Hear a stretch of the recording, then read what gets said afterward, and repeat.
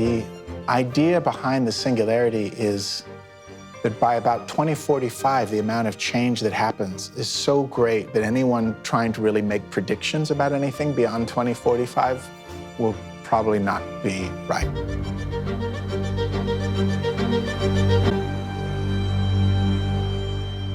Humanity is always changing more in the future than the past. That's always been true, but because the amount of change now is happening so fast, the future won't be like the past. See, 300 years ago, the future was kind of like the past because the change was so slow. So 300 years ago, someone's children would have a life that was a lot like their parents. But that's not true anymore.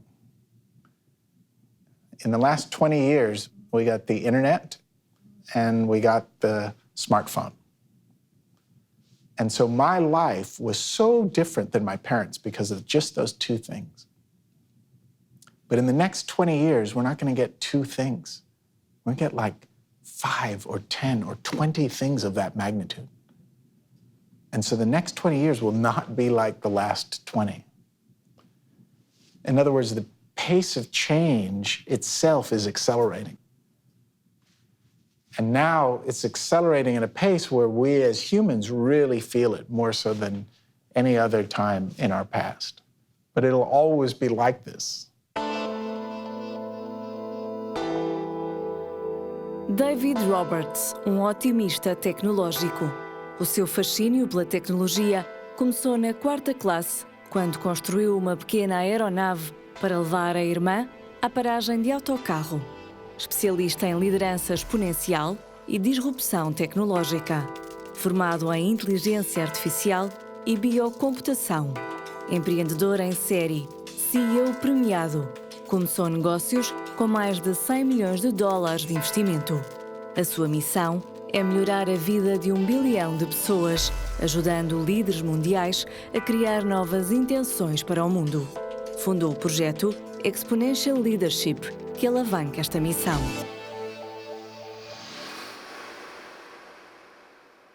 We know many of the exponential technologies today because all of the things that are becoming an information science are the things that become exponential. And so we've seen it for computing. We all experienced, you've heard your cell phone was more powerful than all the computers that went to the rocket on the moon. Your cell phone's more powerful than all the computers that NASA had. In fact, your cell phone's more powerful than all the computers the United States government had at that time. I used a computer in the late 90s called the Cray 2 supercomputer. My iPhone watch is actually more powerful than that Cray 2 supercomputer is. And if you'd asked me about it then, I just wouldn't have believed it. If you said, oh, in your life, you're going to have a watch that's faster than this Cray 2 supercomputer, I just wouldn't have believed it. And so what are the things going forward? Well, sensors and bandwidth and robotics and artificial intelligence and biology. And like literally, you think about virtual reality. Virtual reality is the digitization of our world. And when you digitize the world, that disrupts the real world, which is a hard concept, I think, to grasp. But I think the question would really be, well, what things won't get disrupted? Because there's not a lot left. Money gets digitized. Our life gets digitized. Everything gets digitized, and with it, it becomes an information science, and with it, it goes exponential. In the last 20 years, we got two things. But because of exponential technology, computing is not the only exponential technology.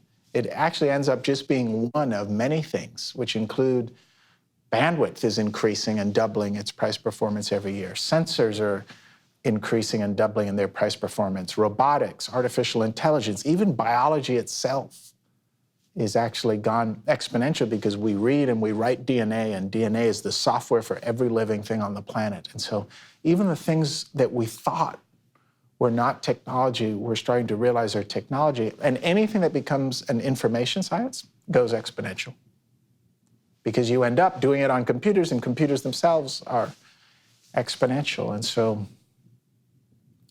we have to get ready for a future that is very unlike our past.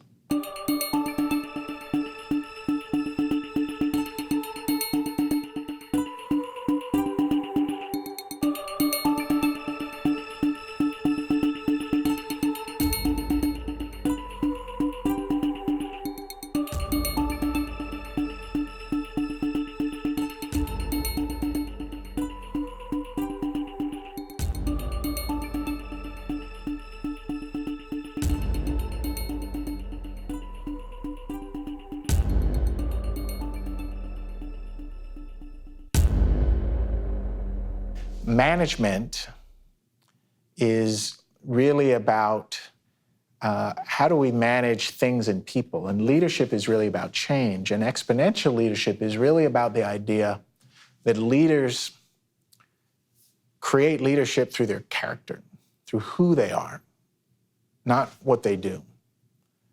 And exponential leaders create other leaders, not other followers. And if you have an exponential leader that can create another leader, that knows how to create another leader, that is actually exponential. And you only need one of these in an organization to change the entire organization. It's truly exponential in the way that leadership happens. It actually doesn't have a lot to do with technology. It has much more to do, and this is the greatest leaders in the world. If you looked at any of the greatest leaders we've had in the world, they were all exponential in this way. And so now we have, studied exponential leaders and help people to understand how they can actually become these leaders of great character.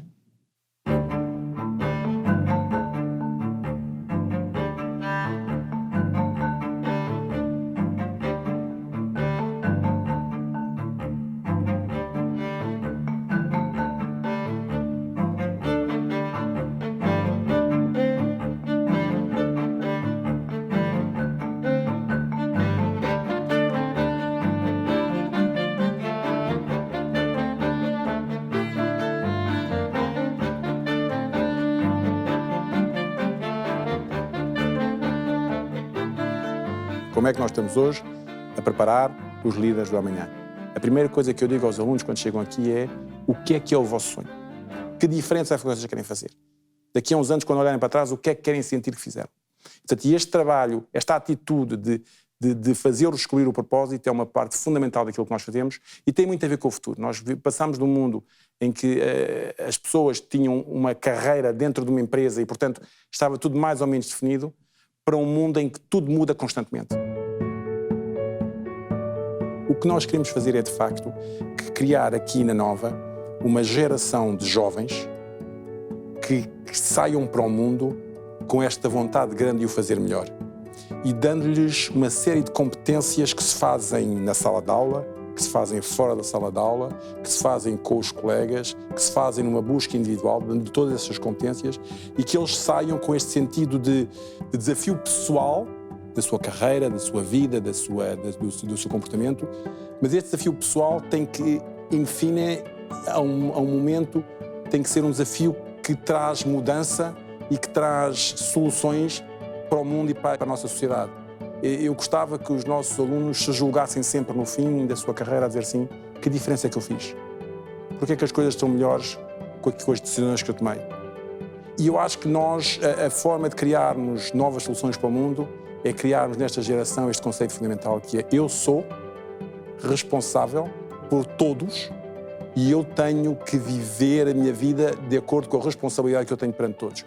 E é isso que nós tentamos fazer aqui. Tentamos fazer na sala de aula, tentamos fazer com as conversas que temos com eles, tentamos fazer com os desafios que lhes pomos e tentamos fazer, no fundo, com toda a atividade que é a atividade da nossa escola.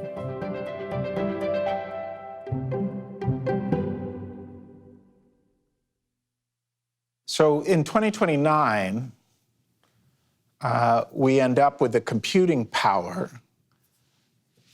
of a human brain. And in 2045, we end up with the computing power for $1,000, actually, of all human brains on Earth. And so the question is, well, will the software also reach the computing power of a human brain? And artificial intelligence is also an exponential technology, and so it too is doubling in its price performance. And it'll probably be pretty close. And so it's very puzzling to start thinking about, well, what does it mean? And in 2029, the prediction is that we'll beat the Turing test. In other words, if you couldn't see who you were talking to, you wouldn't be able to tell whether you're talking to a computer or a person, because it would be that good. In 2045, it becomes really hard to understand what it's like to talk to something that might be a lot smarter than you. It's a very hard concept to get.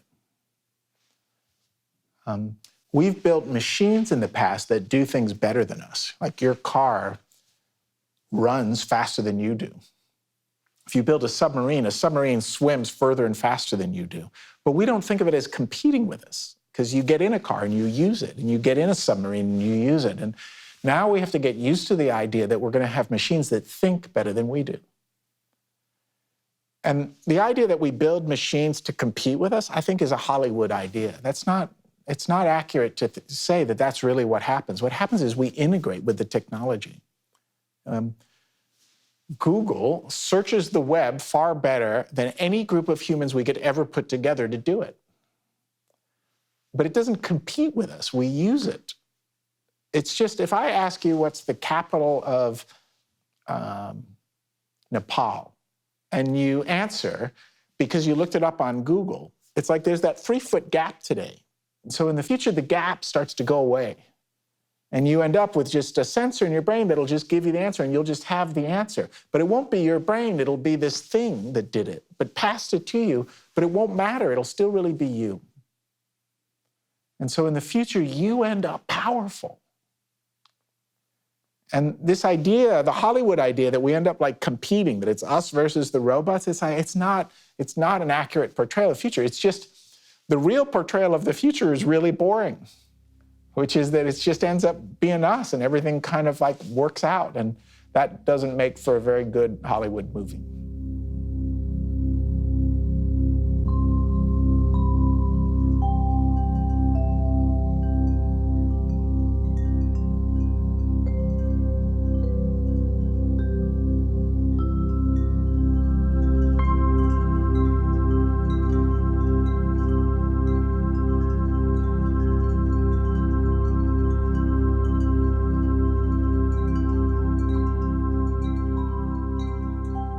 But the idea that technology has two sides to it, it does.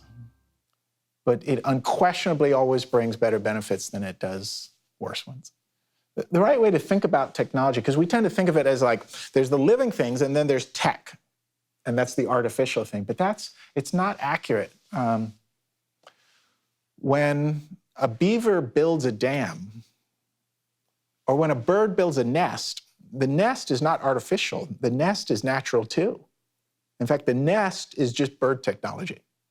And when a beaver builds a dam, the dam actually affects millions of organisms when it builds the lake behind it. But the dam isn't unnatural. The dam is natural too, and so is the beaver. And when people build technology, technology isn't unnatural. We're kind of all the same stuff. We just have to make sure that we're trying to do always good things with it. And people don't always do good things. And we've had to deal with that. I'm actually not worried about AI. I'm actually worried more about people.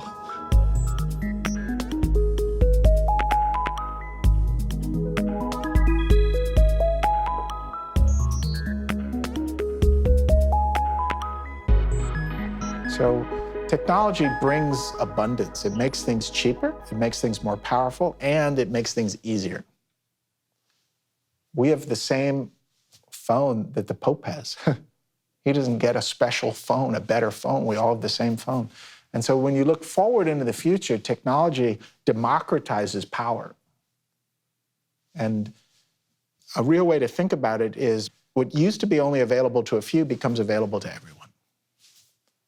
And as we do that, we will all be able to have the same education and the same opportunities and the same abilities to create wealth and the same abilities to live a long time. And those are all worthy goals for our future.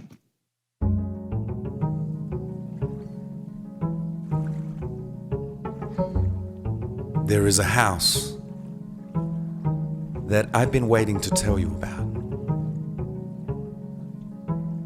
It's like nowhere I've ever been. A sacred space that can't be measured by machines. A moving wave of impossibly human things. It's beautiful. Scenic roots and soul food, paradox and gratitude.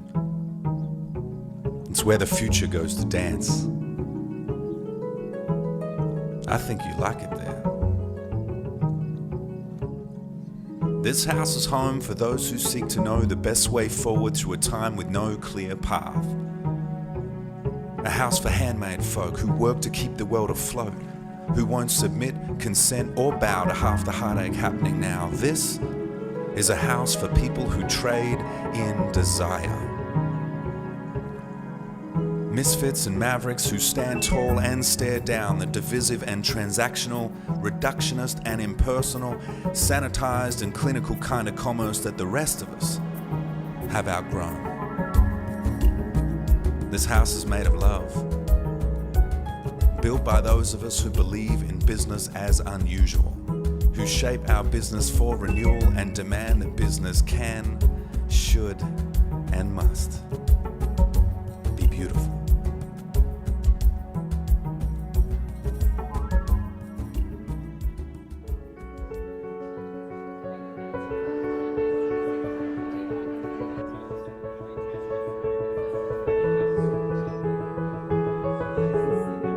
The idea behind the House of Beautiful Business was to create a safe space, literally a home, and then to gather 500 people from very different backgrounds, CEOs, investors, but also scientists, founders, artists, philosophers, ethicists, and have them just convene here and pretty much spend 12, 14 hours every day under one roof to think about a more positive and more human-centered vision for the future of work. We live in times where a lot of the conversation is very negative, right? It's kind of doomsday of AI and automation, and rightly we're very concerned.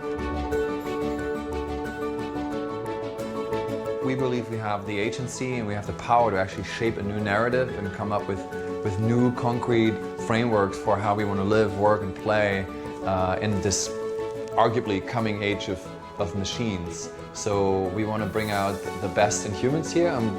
I think what makes the house special is it's not just an intellectual debate, but we also create this space that people can feel it, you know, in a way of, or to a degree of intimacy and honesty that you would not experience at a conventional conference. O House of Beautiful Business é um evento muito particular. Ele é, eu diria, bastante diferente de todos os eventos que você vê por aí. Para mim, especificamente, é uma oportunidade fantástica, porque como uma pessoa que trabalha na área de pessoas, na área do capital humano, está num universo tão diverso e tão inclusivo na sua forma de trabalhar, é uma fonte de inspiração muito significativa para o meu trabalho. Eu saio daqui com ideias, eu saio daqui com exemplos práticos de pessoas que fizeram processos de transformação e de evolução em outras empresas. Eu saio daqui com conexões, com novos colegas com os quais eu posso vir a trabalhar junto. Ou seja, é um prato cheio realmente para alguém que faz o trabalho que eu faço. There's exponential technology, and technology makes us powerful. But it doesn't make us into better people. That is a very linear path. In fact, we can easily become very powerful and not very thoughtful or kind. And if we were to do that, it's really unlikely that we'd be proud of what we became. I mean, we could explore the entire universe and learn everything. And if we were not thoughtful and kind, it would really be for like no purpose.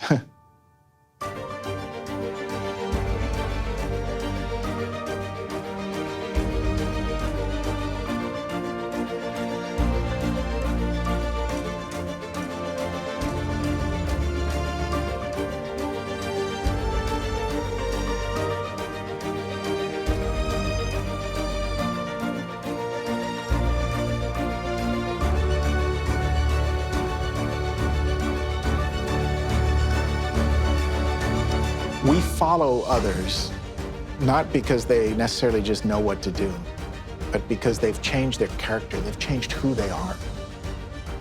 And that's actually what matters to us. All of innovation, all of disruption works because of one thing, and it's this willingness to take risks.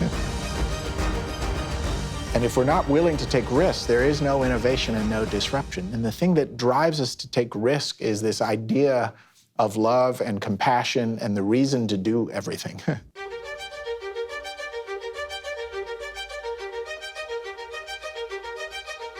Because we often think, I'm so small compared to the 7 billion people. How can I possibly make a difference? And the truth is that all changes in the world happen and start from a single person. And not even a powerful one, or a rich one, or a smart one. If you looked at any of the leaders that changed the world, they had no power, they had no authority, they had no money, and they weren't necessarily brilliant. But they believed and knew that they could make a change. I think a lot about great leaders in the world and the change they made. And recently I started to study Martin Luther King's life and the change that he made in the world. And it's a staggering amount of change that he made in the world from his ideas. But if you looked at the source of his motivation for the change, it goes back to this one woman. And her name was Rosa Parks. And literally, she gets on a bus and decides she's going to sit somewhere different on this bus. And he is inspired his whole life by her decision to sit somewhere different on a bus that day. In other words, one person changed the world because of where she decided to sit on a bus. So if you get this idea that the world got changed because of one woman where she sat on a bus one single day in her life, you get the fact that we can change the world. And we can do it by the smallest acts of bravery and courage and compassion.